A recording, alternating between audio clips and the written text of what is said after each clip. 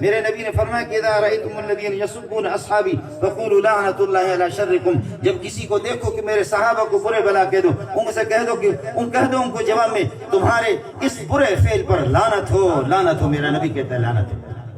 میں نے حدیث رسول آپ کو سنائی ہے، اذا رأيتم الذين يسبون اصحابي فقولوا لعنة الله على شركم۔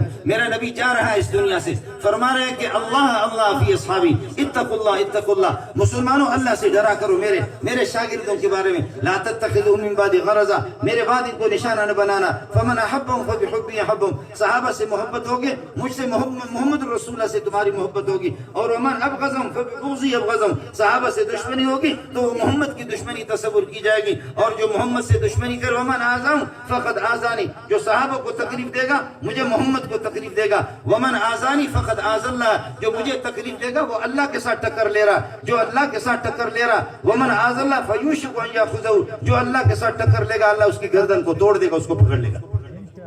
انشاءاللہ اللہ تمہاری گردن کیسے پکڑے گا؟